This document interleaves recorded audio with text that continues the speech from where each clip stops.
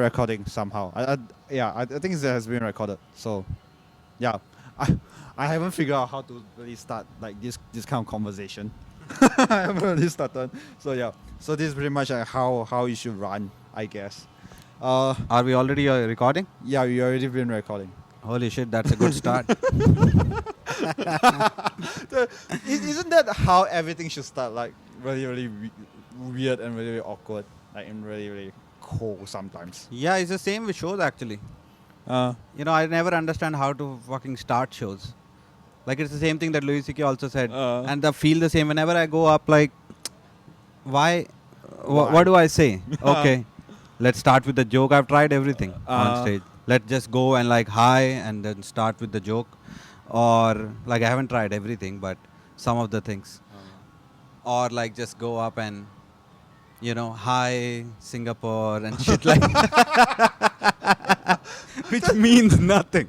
Like, what do you mean hi Singapore?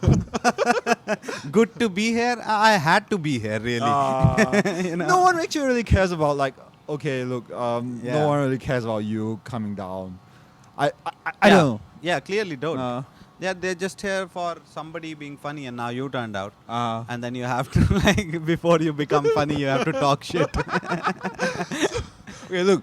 And it's interesting, like, how much your respective funniness depends on that first minute. Because if that one you get a laugh somehow, you can just get into the jokes. But otherwise, you just, like, keep dealing, you address it, then, it's not really going well, is it? And then you get a laugh there, and then... Yeah, it's weird starting. But somehow managed. We started now, I guess. I know, but what are methods that you have tried to start though? I've never. Like in shows, I've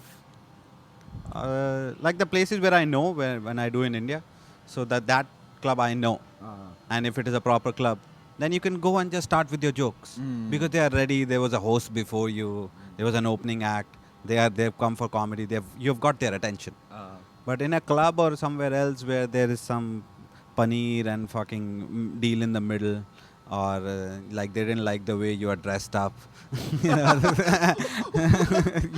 How do you expect like a guy dressed up like in a suit in a comedy club where alcohol are boozing? What the fuck? No, like your body language. The way you walked up on stage, like you didn't give a shit. And subconscious mind of the audience went, fuck this guy.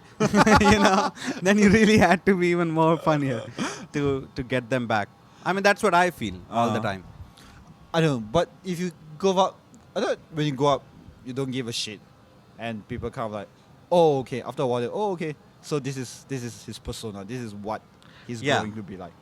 Yeah, that's the best scenario. When they're like, okay, this is, but they will only get that once you have given them something. If you have just gone up and be like, fuck all of you, then they'll fuck you. Oh, really? Oh, cool. Because I've seen like, Steve Hughes, right? Yeah, I like him. Yeah, so he went on stage. He just said nothing. Like, he just do his stuff, just put his drinks on side and give a very, very long pause. And after a while, he goes, you're not going to work and start work on time, do you? And just continues. And after a long while later, and he start. And this one time, Peter Berner, this year's Fringe, where he just went out on stage 5 minutes. He kept silence for about 2 minutes plus. The awkward silence. Everybody was like thinking, what is he doing? What is he doing? And he say one line, the whole room killed. Yeah. The whole room murdered. I'm like, fuck, you actually can go up on stage and be like silent and be really quiet. Yeah, so the names you took are like, I don't know, it'll take me another 15 years to reach that level. Steve, I'm just a guy who pays for an own flight to reach Singapore. So I can't really go up on stage and be silent for 2 minutes. And because, those are auditorium shows. I go in clubs where nobody knows me, right? And it's expected to be that way for the time for some time in future.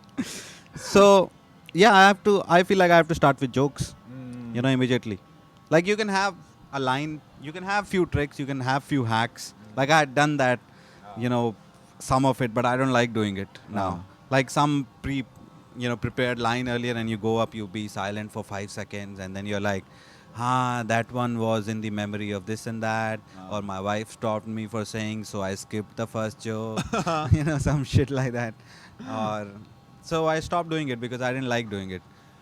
That doesn't go with the rest of my act, I feel. I see. Yeah. This is one time when I went out on stage, or quite a few times when I went out on stage. I gave a very, very long pause, like 30 seconds to a minute. 30 seconds or 45 seconds. Then I go high. Then you go high? Yeah, I go high. And sometimes high, okay. and sometimes it got like a laughter, like a chuckle because the tension has broken. Or sometimes it just get nothing. I'm like, yeah, you are not gonna like my set after that. It's all gonna be low energy. It's gonna be like, why do you do that? Why do you do that? Yeah. Yeah. I don't know. But And plus, why do you waste your time? Like, I'm still will be an open micer for some time.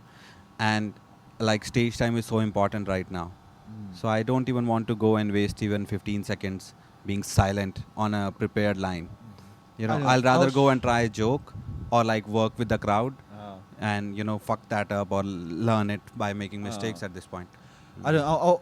I was being told by Rishi that because you went to LA, right? I went to the States, and there's this comedy promoter who tells him that when you go out on stage, on just the 3 minutes, I want to see the 3 minutes in you.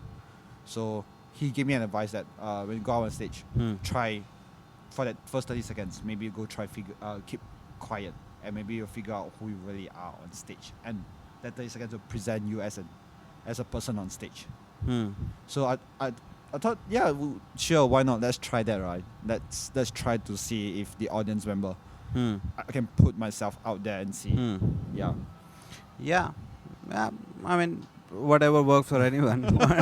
I do. I've not done that for like quite a long time. Yeah. I just go on stage and go, so this is what I'm going to say. Yeah. And this is how I'm going to do it. Yeah. I'm not going to give you like, oh, okay, so here's a joke. I'm like, so usually I'll start by asking questions now. So that's how I start. I'm still trying to figure out how to start though. It's like, how do you really go up on stage and start having a conversation? Yeah, especially when no one knows you, so that's kind of a weird way. But yeah, I think jokes are the best way. The one thing I do is like write small jokes, like short one-liner, two-liners. You don't become a one-liner comedian by writing 5 one-liners, So just have like a half-a-minute joke or 10 of them, ready for yourself to be used at disposal. Just to get those initial laughs before you get into your whatever your style is. So that I think works quite well. Just have few jokes with you. Like some people did tell me that, I'm not a one-liner. Won't that change my, perception that will go to the audience? No. Nobody gives that much shit about what you did in the first 2 minutes out of the 30. It won't. It'll just get laughs. Shit about you first. It'll just get you laughs, and you'll move on to your shit you do. And the rest 28 minutes, they'll remember you for that, not how you started. Because I remember reading I remember listening to Bill Hicks was saying, I do not know how to start until I went up on stage. Yeah, so I remember reading this or hearing this from Bill Hicks from somewhere. Like, I whenever I walked up on stage, I closed my eyes. And then when I open my eyes, when I'm on stage, I open my eyes, and I'll know what to say immediately after that. Because I think, I like to think that it's because sometimes you're being given a pressure to say something. And words will just come naturally. If you're so seasoned like Bill Hicks. Yes, but because he's Bill Hicks. When I go on stage and I have nothing in my mind, nothing comes on stage. The blank mind just presents itself to the audience, and there is awkwardness because there is nothing inside. That's fucking, the internet has fucked it up, man. Because you are at level 1 and you have seen how level 10 works, and you somehow think you can cruise through level 9 in the middle and try the shit that 10 people do. So what ends up happening, you know what I'm saying? What ends up happening is that you know the thing. Like everybody knows keep writing. Everybody knows shit like, find your voice, how you can talk about anything. Everybody knows the thing that level 10s are doing. But what most of the people I feel don't get is the perspective around it. Like, it's not just the thing you need to know. It's in the right perspective. Not just the fact that how they reach there, but also that what stage, what things you should be trying. Because it's just too much with the internet. Like, you're 4 years into it, and some of the people will just be like, I don't want regular laughs. Oh, really? You're 4 fucking years into it, and you don't want. What kind of laughs are you looking at? Your premium laughs you're looking at? Sort of. Pay $25 for premium laugh. Yeah, I don't like the regular style of laughing, and I don't like. I'm more into storytelling now, and I will just doing that. All that is fine, but it doesn't have the right perspective because you haven't given enough years into it. It's just 3-4 years in. Just like. Make fun of signboards, please. Continue doing that for another 4-5 years maybe before you get some more perspective. So that I feel is the wrong side of internet, but there's a huge plus side also. I think we at least know how. I don't know, when I see like big comics do, when you dissect it correctly, you get to know, you get to see what is the formula, what's the technique, why, and you kind of wonder. And you watch it a lot of times, you kind of realize, why is the silence there? What happens if there's no silence there? Yeah. And you kind of analyze it to the bits, and you see like the tools and It's like you're watching a cooking show on TV, and you know all the recipe, but you can't make the final product, knowing all the recipes. Your pizza will taste shitty with the same recipe because it's made by your shitty hands. So this because you have to make that shitty pizza for another few years, even if you know the recipe.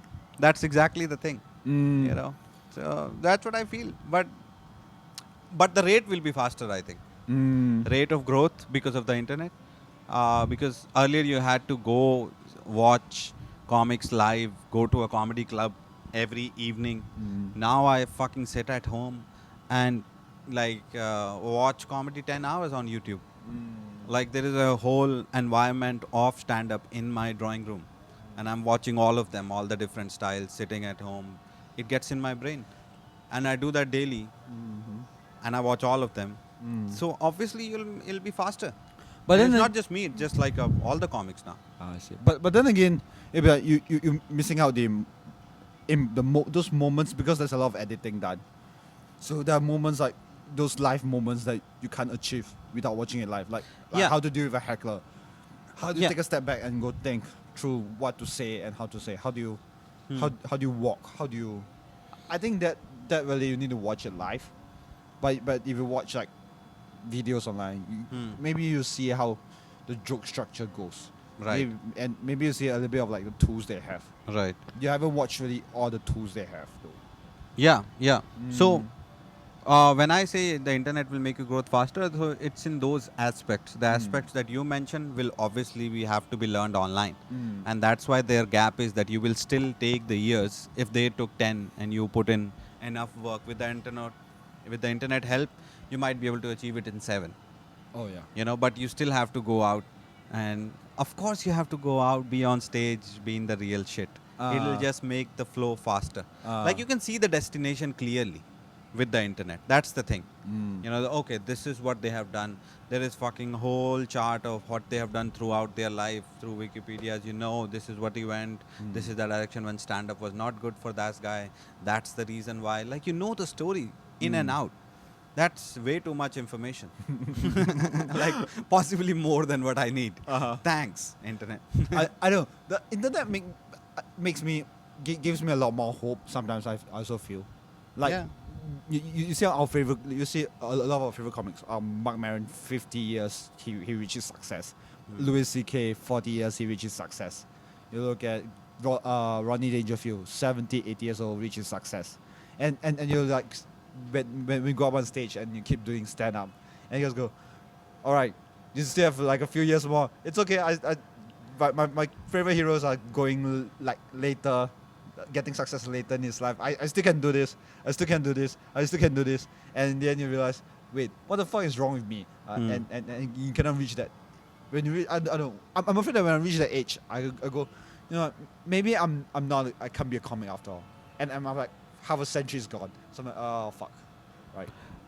Yeah, probably that's true then. Like if after 15 years, like that's wow. Is that the mosque? Yeah, that's a mosque. Mosque and comedy go hand to hand. Usually. Yeah, But they gel together so so well. This is Singapore. Good to be here. Good to be here in the middle of a mosque. Yeah, yesterday me and another comic were thinking that we should have a show in the mosque. I think who was it? Jackie. We're thinking we should have a show in the mosque. People come like, that's a tough room, man. Where? The mosque. Is that a new bar? No, the mosque, man. The mosque. Yeah. I actually wanted to do like a room in an industrial park. In National Park? No, in industrial park. So Industrial Park? Yeah, so maybe after around 7 p.m., right? All offices have closed and there's no machine running.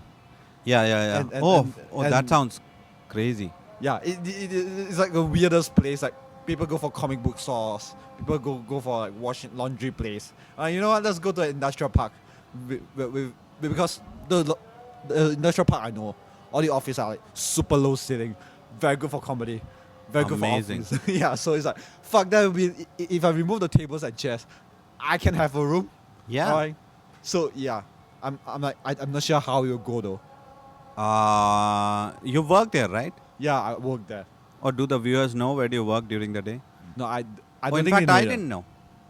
I didn't know for the longest time until I saw the documentary that you do that in the morning. Like that's a like once you become a comic, established comic, then that's a great story. If I ever become an established comic though. You already have the story part clear. The rest of the work, once that gets done.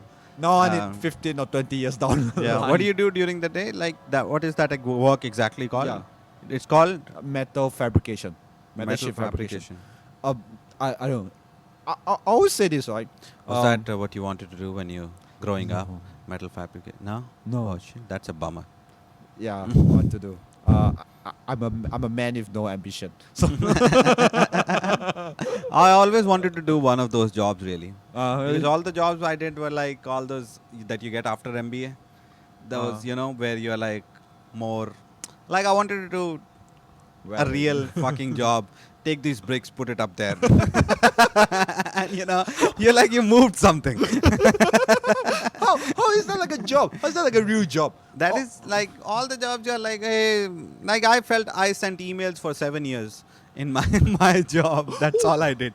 Wrote stories on the fucking email. Hey, hello, sir. Good to meet you. It wasn't good to meet you, really. And those kind of shit and selling some product. But I wanted to do. That's why I really want to learn guitar because even stand-up comedy is just like a thinking. It's not a hard skill. It's thinking and thoughts, and there is a lot of brain work, whatever that needs, that you're learning. But I want to learn a hard skill where you're like, okay, I can play with these fucking fingers. Finally, these are useful. Yeah, and if you give me that shaped wood, which is also known as guitar, I can make something. But I fucking suck at guitar. Yeah.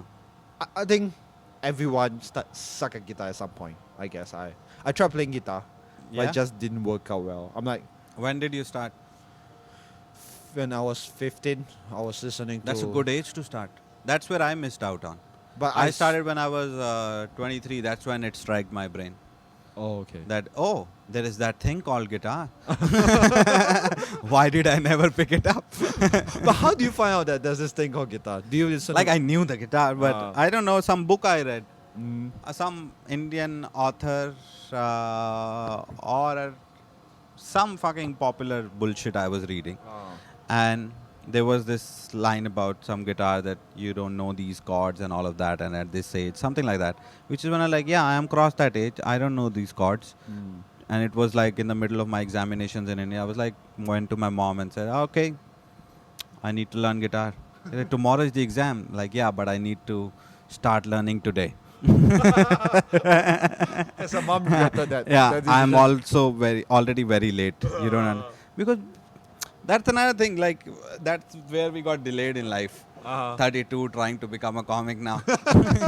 You know, because didn't get exposed at the right age. All the stories I hear about musicians or about comics, a lot of comics. Some of the comics knew when they were 10 or 12 they wanted to become a comic. Why did they know? Like, their parents took them to a concert. You know, somebody went to Bill Cosby, somebody went to see George Carlin, some musician went to see GNR and saw them, and as a kid you're like, and as a kid you believe you can do anything, which is wrong, but at least you believe. Hey, we are trying to be a comic here. Yeah. it's the same thing. We're still trying to be a little kid now. Yeah. So they saw it at the right age, Uh-huh. I feel.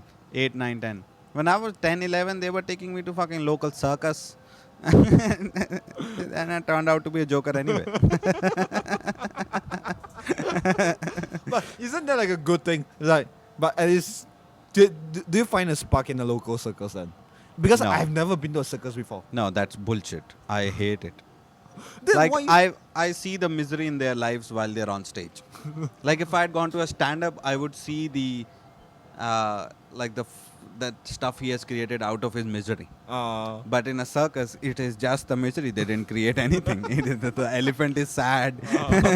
Like, he wants to go out. The guy holding is also like, now you move here. It is all defined. It's like you see a comic who is not honest with himself. You know, it's, you guys who keep doing the same material for 10 years. And in the 10th year, you see them and you're like, this guy is not enjoying one fucking bit. It's just words coming out. That's horrible. That's the dumbest shit. Like, I don't hate the comics who are bomb or who keep bombing for 10 years. But I do hate the one who are dishonest and don't try this enough. But Why are you fucking going on stage? I'm not sure though. Why? Like, why? Why are you doing this? You I have know. other job. You have converted into like any other job. Then why don't just do another job? You know, if you have to do the same shit every day. It got very serious. But This isn't that podcast like- has turned into... Isn't that like being serious all the time? Like finding out what's a true passion in life? Oh, yeah, I don't know. Oh no, we are not going there. True passion. True passion in life. I just want to go out on stage and tell jokes to like 10 drunk people. I can do that. Right? Isn't that the case? Like, how can it be true passion? I didn't even know 7 years ago, 8 years ago that stand-up is a thing that you can make a living of. So it's not your true passion. It's just, hi. That's such a fucking bad word. Passion. You just want attention and you seem to be able to do it. I know. Yeah. I think it's a way to tell yourself that, yeah, maybe there's something that I can do in my life. There's one thing, that one little spark that, Yeah. they go, Yeah. it's, although it may sound self-denial, but still it's like the one little spark that keep you like, Yeah, but that's true for everything. You know, if you're the curious one and you're trying to figure out what to do, you will find something that you can do. You know, some one thing that you can do well, and you do that. And for some, it turns out to be this. And why the people keep attaching such high ground to comedy is because, like, the feeling on stage, which is like a drug. You know, that's the highest dopamine for your brain that you can get. Then, like, no other feeling have I ever felt than people laughing and you on stage and you're in control of a fucking room. But then again, it's also maybe like the internet pushes like the idea of like when the guy on stage, he's making people laugh, and he's telling truth, he's telling the truth on stage as well. It's like, fuck, you look at Doug Stanhope, he's telling truth on stage. Fuck, you look at Judge Cullen, he's telling truth on stage, man. You look at Bill Hicks, he's telling truth on stage, man. And everyone's thinking like being a comedian is like telling truth on stage.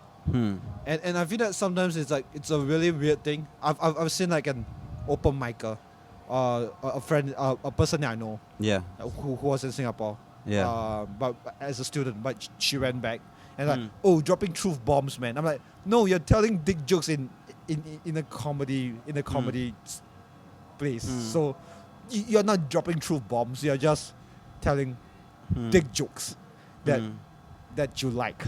I think it's confusing. Like, it's more about being honest than being about telling the truth. Like when we see Carlin and Stanhope, when they started, the times were also different. Like when he was saying everything the government says, I don't believe, people didn't know that shit. He knew that shit. That's when they felt some information was given to them. And also he made it funny also. So he made the right, at that time, in 80s. But now people know all that. Now you go on stage, the government, it sucks. They're like, we know. Just be funny. You know, the context is different. Why are you telling me certain things? Like, what can you tell the audience that they already can't get from internet? Nothing. Basically nothing. All you know, nothing. So what you can only emotion you can give is do your job, which is be funny. Whatever you want to say. And be honest in that.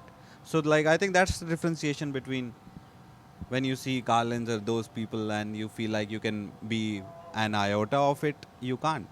The context is very different and you haven't lived that life.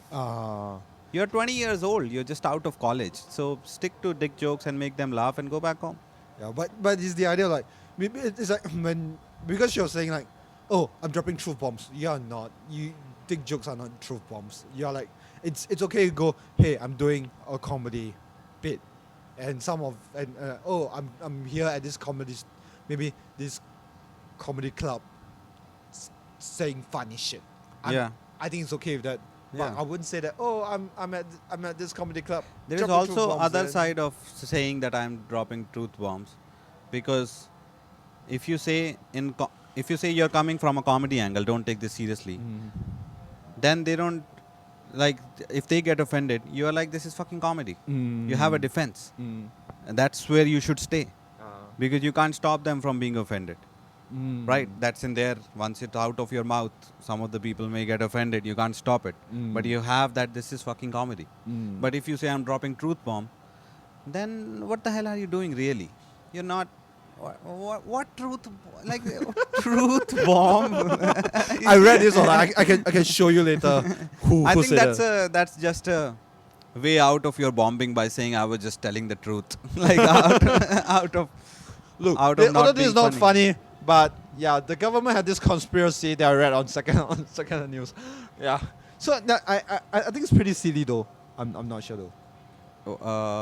Sorry, I didn't get that. I mean, I think it's very silly to start. Hey, it's the truth bombs out there. There's not. No. But talking about PC, right? I remember you had this. We are raising some big topics here tonight. Yeah. The PC and the getting offended business. Where is Bill Maher, by the way?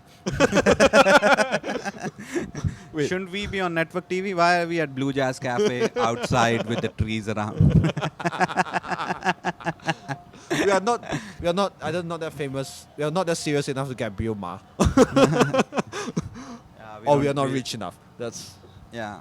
I know, but I think you thought. How many people are going to listen to this? I'm not sure though.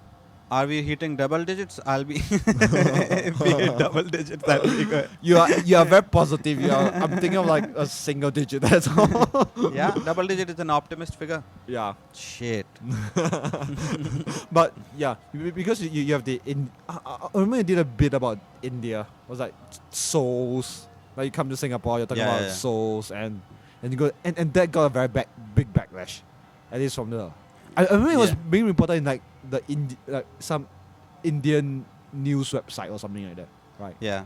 So now I don't know which website. Yeah. So those are curated websites where they put out content because they have a following, and those are clickbait websites where they put out 10 things you see, and then suddenly somebody has shot a stand-up video, and they're like, okay, free video to show our audience, so they'll just put it up.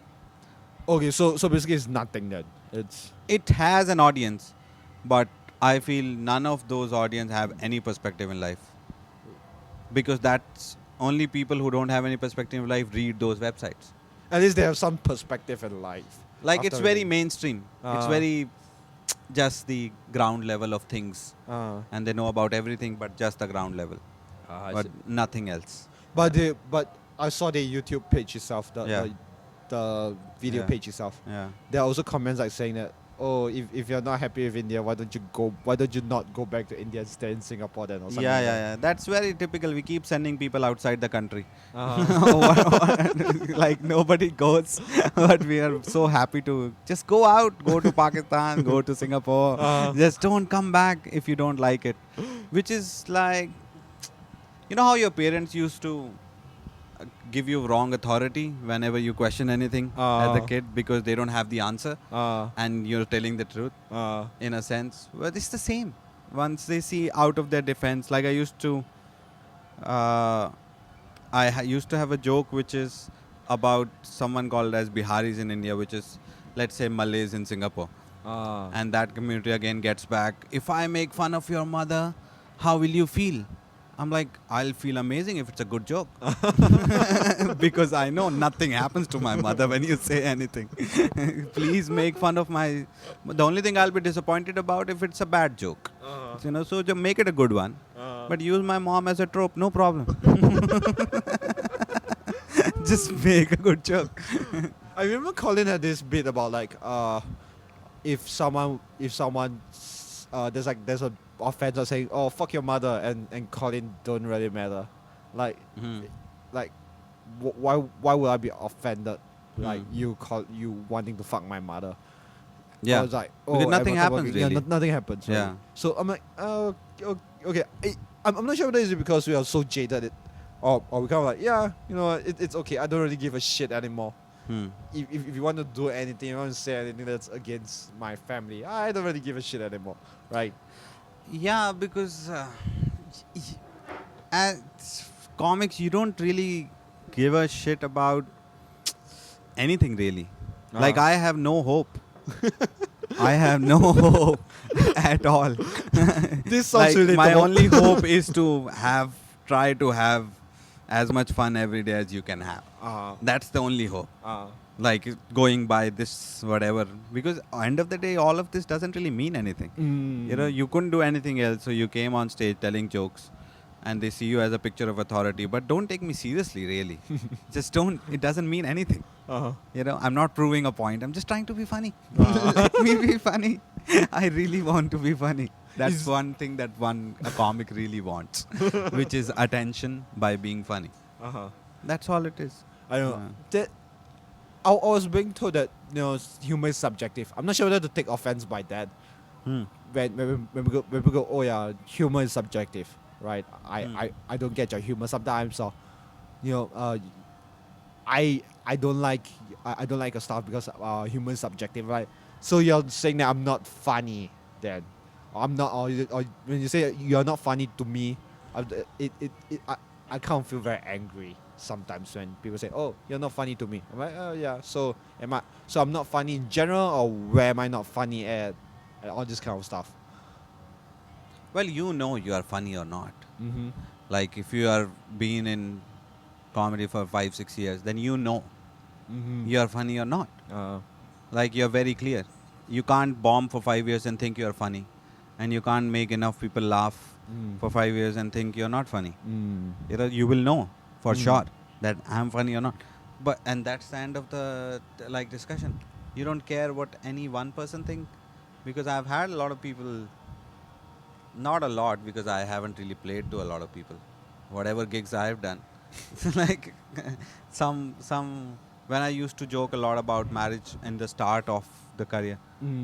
So there were some people who were, you know, short haircut feminists in the crowd.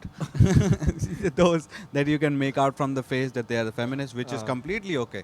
But what was not okay, the moment I used to say the word, you know what my wife said, they will just shut down their ear. Like they won't even listen to the punchline. So that's wrong. You're being closed-minded for no fucking reason. Like I understand what to not make fun of. I know how to make a joke, what the exaggeration should be. So I'm careful at my own end. That I don't want to exaggerate the victim or punch down to poor people or punch down the stereotypes or like exaggerate those shit. I already know that. And so I'm not doing that. I consciously take care of not doing that, which is in line with your views anyway. That you don't, if you believe in gender stereotypes, then you will probably make fun of it. But if you like this fuck all things are stupid, so you're not exaggerating in a wrong way, but you can make fun of the other gender. That's the simple differentiation they don't fucking understand. They're just like, my wife closed the ear. I don't want to hear what else he says. Then why are you in a comedy show? Go to one, what do you have? Go to one gender summit. You know, you can go to LGBTQ based comedy show. How the future of gender inequalities look like. They will say all the wonderful things that your ears want to get in. I don't know, but it's really weird when you say that when you raise a subject, sometimes like your wife, and people get shut down very easily. It's like, but there's story to the context. You don't watch like, you see James Bond, you don't see James Bond movie, that's all. Go see James Bond, The Golden Eyes, James Bond, Die Another Day. There's a movie at the back. Why don't you just listen and watch the whole thing? And decide whether it's offensive or not. Yeah. So I'm like, you shouldn't do that. You shouldn't close down so easily. Yeah. I hate the kind of attention movies get. I really envy that. Imagine the kind of attention a movie get. They go to a theater and they buy a ticket beforehand and they sit there quietly and a movie plays on the screen. Then you have a baby. It's like a baby. Everybody's like, shut the fuck up, baby. We are here for a movie. Like the theater gets so much attention. And I always feel like whenever I go to a theater, come on, make me go up there. These people are already here. Okay, the movie sucks. I can put on a better show than this movie. But there's thriller though. There's thriller for the movie though. You know when you watch the trailer, you're going for that movie. But when you see like a comics thriller, when you go there and you watch the comedy show, you can't expect it to be different. So I think, and it's a live show, so I think the attention span is lesser, and the commitment to give that attention is also lesser. So because there are various elements playing in it. But I'm just talking of the point that the attention that people are ready to give from the start to a movie. I just envy that aspect. It's a wonderful theater. Everything is closed. It's Dolby digital sound. And your favorite stars with the camera. I envy that amount of attention. Because currently I don't hardly get it. Because most of the shows I do, nobody knows me. In fact, all of the shows, to be fair, that I do. Like when I get 1 or 2 fans sometime who had seen the videos. So basically you got fans. Do they have fans? Do they have I know all of them personally. Like that's how many fans I've had dinners with them. I know their family history. So my mom. So the 2 of my parents, they're my biggest fans. Because mostly because I haven't exposed them to other comics. Like my dad keeps saying, why don't you send me more of your videos? Then I showed him there's a comic called Varun Grover, who's clearly the best comic in India and possibly Southeast Asia. So I showed him his video, my dad. And he hasn't asked for my videos since.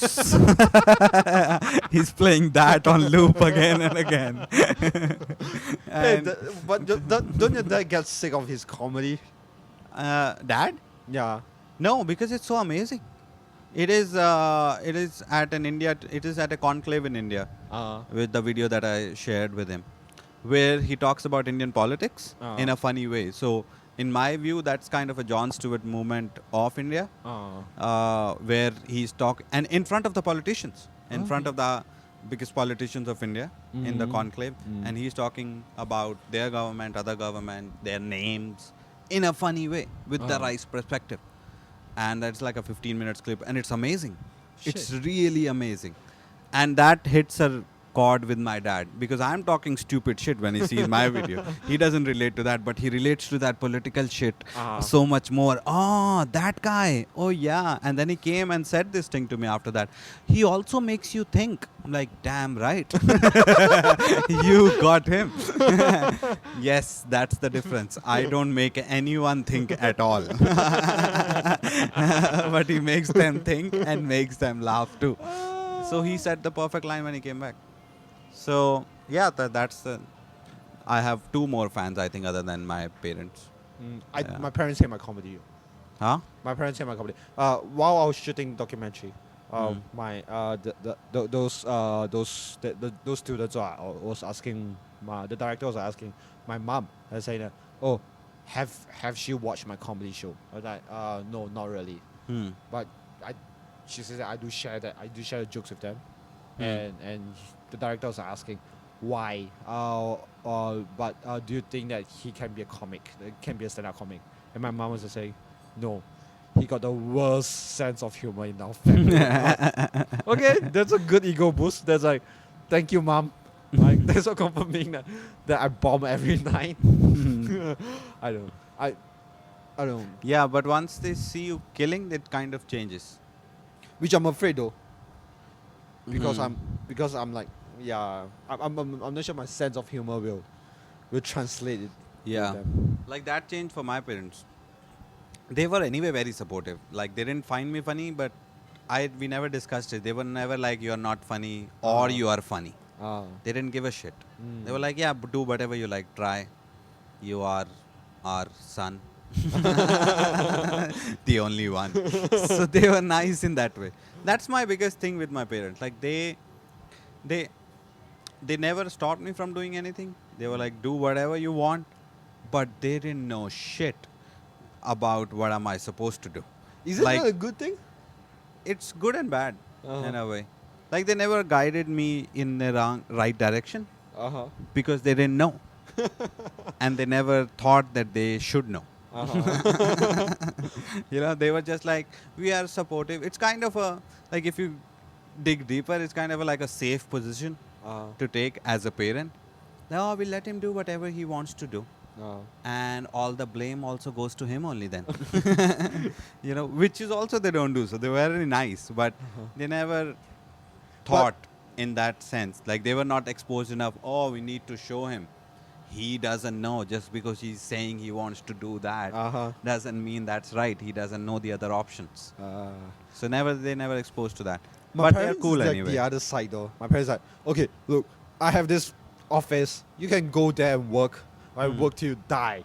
Right, you got nowhere. You can't do anything else because that's the only path that I know that works for me. So Like that. yeah, and yeah, Pushing their mindset. yeah, and if I fucked up, like for somehow along the way on the path, it's your fault. It's not my fault, right? But this is the path that you want to go. Yeah. You have to walk into. You have to go to that place and and you have to deal with it. Yeah. So yeah, I'm like, okay, so that's nice of you. That's nice, like putting me out there and getting hurt at the same time. Yeah. I know, man. But when my parents and like other people, relatives and all, there was a shitty show in India which came on TV and nobody saw that show. But just 1 year into comedy, it just put us on TV. And the only thing that did is that my parents and relative thought that I'm big now. But nobody saw the show. But since they respected the medium of TV so much, that if somebody is on TV, he's on to something. So they saw me and like, holy shit, it blew their mind. Our son is on TV. What they didn't realize is that stats of that show has like 5 viewers. But it's on that TV where Shah Rukh Khan comes. So they stopped questioning right away. So I'm like, that one thing that show did. Like, it just sorted out any further questions from relatives. Isn't that a good thing? That's a good thing. Yeah. When I shoot a documentary, my mom and dad say, "Oh, it's a documentary." And they're very excited, right? Yeah. When the video come out, they're very excited. And I'm at the side, I was thinking, look, it's a documentary that's done by students that nobody will watch. Yeah. You're Yeah. lucky that Nobody gives a shit. 5 Yeah. people watch online Yeah. of that documentary. But other than that, yeah, because my mom was watching the whole documentary Yeah. and she was smiling all the way, like, "Oh, look, I'm on a documentary." I'm like, yeah, documentary is the worst medium that people will not watch. Like, no one gives a shit about documentary unless you want to look for that documentary itself. Yeah. Yeah, so I'm like that kind of, yeah. My shoe, I don't know why people are so excited to go.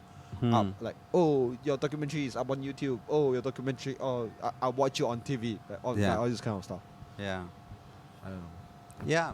So, what else I was going to say? Oh, about that show. One guy came once to me who had seen that show.